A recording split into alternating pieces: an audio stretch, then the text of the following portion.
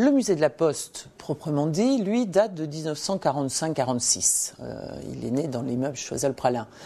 Il a été transféré, faute de place, au 34 boulevard de Girard, dans l'immeuble en 1973, immeuble qui a été construit pour abriter le musée. Et en 2015, il y a une évolution de la réglementation. Tout immeuble accueillant du public doit être accessible aux personnes à mobilité réduite.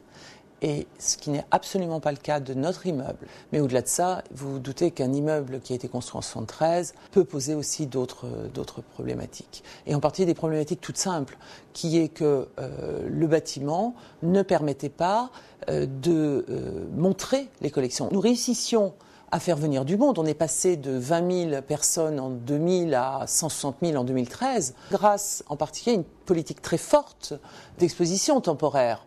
C'est pas pour autant qu'ils avaient une idée des trésors que nous avions dans les étages.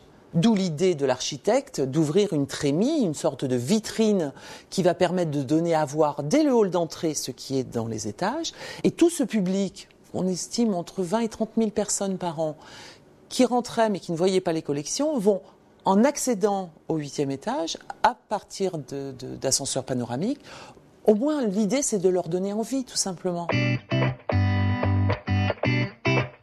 Alors nous sommes partis bien sûr de l'existence, c'est-à-dire des plans de 1970 de Châtelain, qui proposait un musée vertical, développé sur ses 400 mètres carrés de parcelles à la verticalité, et qui structurait l'espace par un système de montée au cœur du bâtiment et d'une lente descente en spirale autour de ce cœur jusqu'au hall d'accueil.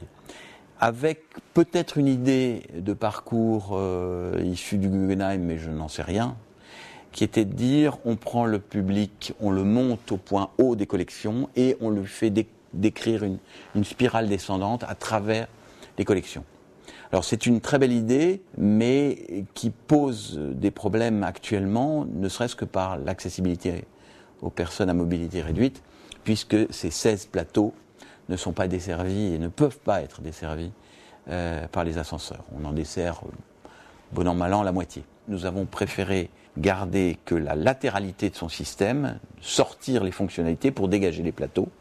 Et en partie haute, on placera un café et un auditorium avec l'ouverture façade nord sur le Grand Paris et sur la Tour Eiffel, bien sûr, qui est un point de mire absolument magnifique à cet étage du bâtiment.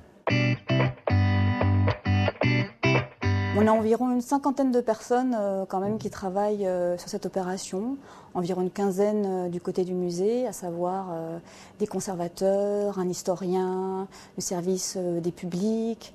Du côté du maître d'œuvre, on a un architecte bien entendu, mais également des scénographes, des muséographes, des acousticiens, des experts en multimédia. Et vous avez bien sûr la maîtrise d'ouvrage au sein de Postimo, avec la direction nationale des projets que je représente et qui assure la direction de projet, et bien entendu l'ensemble des interlocuteurs et des contributeurs, à savoir le service juridique, le service de la fiscalité, la comptabilité, la gestion de parc. Le démarrage du chantier est prévu au premier trimestre 2015 pour une livraison au premier trimestre 2017.